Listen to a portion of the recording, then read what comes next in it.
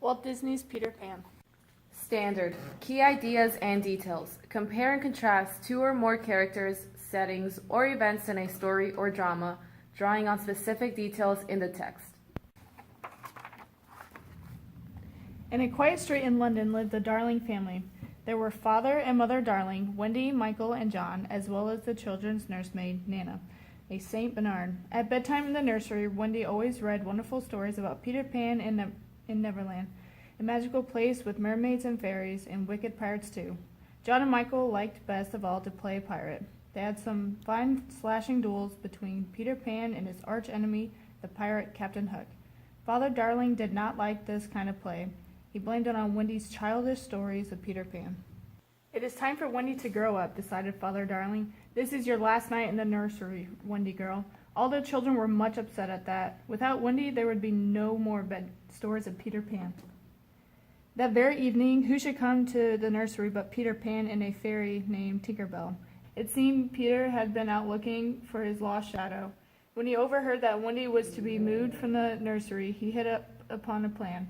I'll take you to Neverland with me to tell stories to my lost boys, he decided as Wendy sewed his shadow back on. Wendy thought that was a lovely idea, if Michael and John could go too.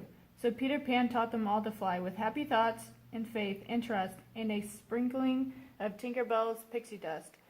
Then out of the nursery window they sailed, heading for Neverland, while Nana barked frantically below.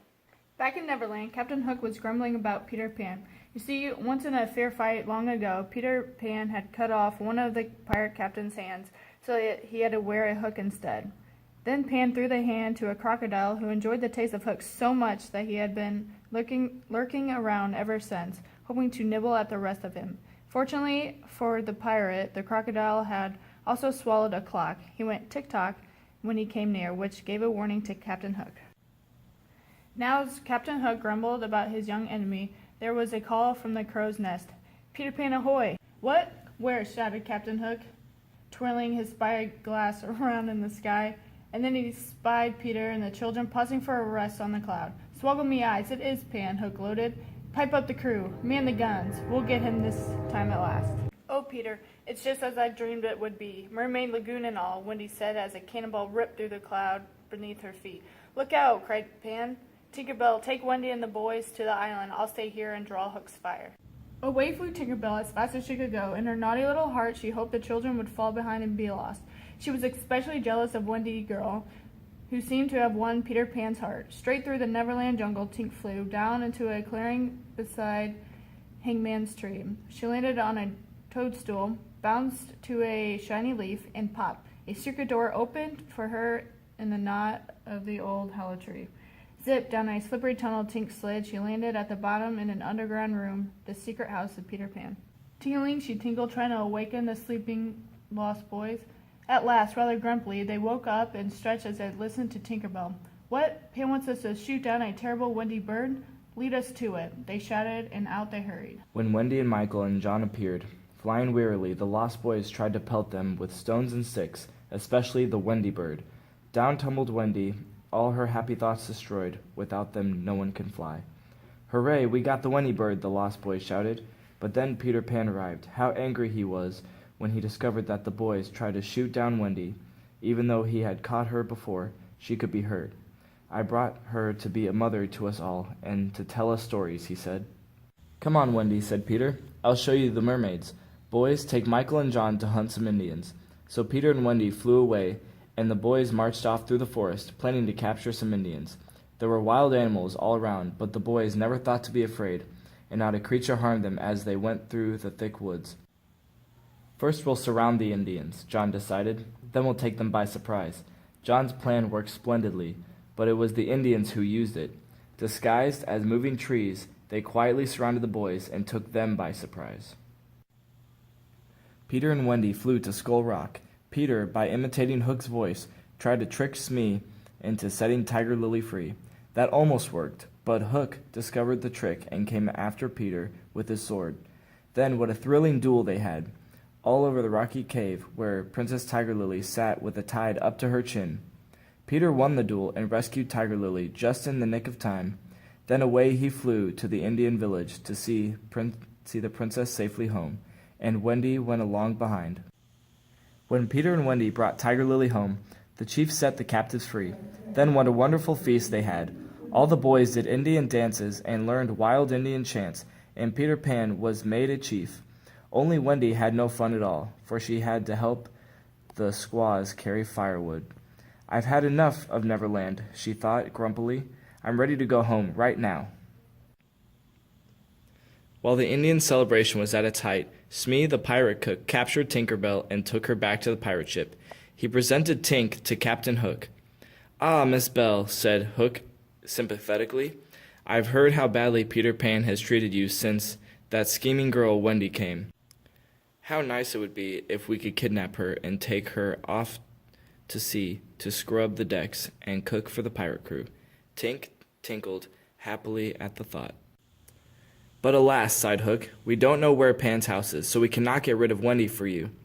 Tink thought this over. "You won't hurt Peter?" she asked in solemn tinkling tones. "Of course not," promised Hook. Then she marched to a map of Neverland and traced a path to Peter's hidden house. "Thank you, my dear," said wicked Captain Hook, and he locked her up in a lantern cage and went off to capture Peter Pan. That night, when Wendy tucked the children into their beds in the underground house, she talked to them about home and mother. Soon they were all so homesick that they wanted to leave at once for home. Wendy invited all the Lost Boys to come and live with the Darling family. Only Peter refused to go. He simply looked the other way as Wendy and the boys told him goodbye and climbed the tunnel to Hangman's Tree. Up in the woods near Hangman's Tree waited Hook and his pirate band. As each boy came out, a hand was clapped over his mouth and he was quickly tied up with ropes. Last of all came Wendy. Zip, zip, she was bound up too. And the crew marched off with their load of children, back to their pirate ship. "Blast it," murmured Hook. "We still don't have Pan."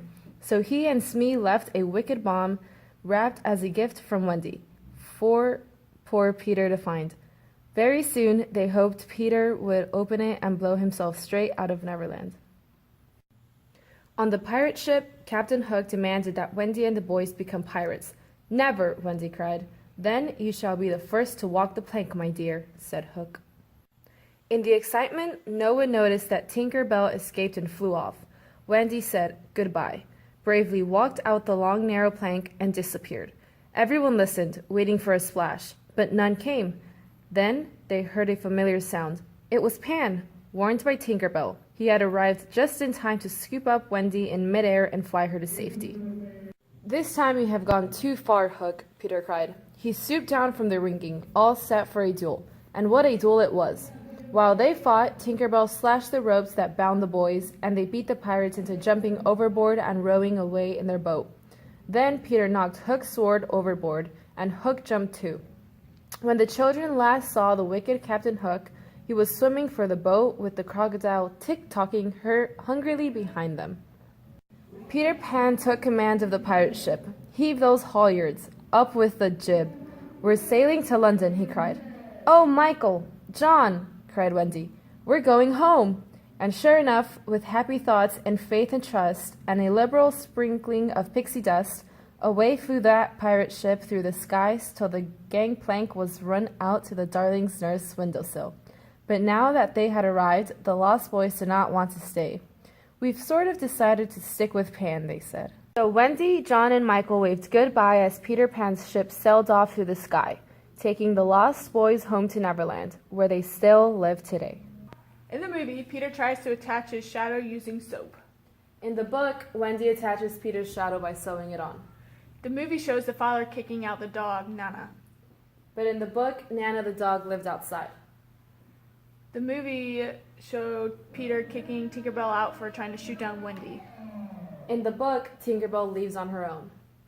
Captain Hook is shown being chased away by the crocodile. But the book leaves Captain Hook's disappearance up to imagination. In the movie, Wendy's parents see the ship sailing away in the sky. And in the book, Wendy and the brothers wave goodbye to Peter Pan and the ship. The similarities between both the movie and the book are that Peter cut off Hook's hand, the father gets upset with Wendy over the Peter Pan stories, Peter brought Wendy to be a mother to the Lost Boys, and Smee, the pirate cook, captures Tinkerbell and takes her back to Captain Hook. Are we good? 3, pose. Ow. Okay, get off.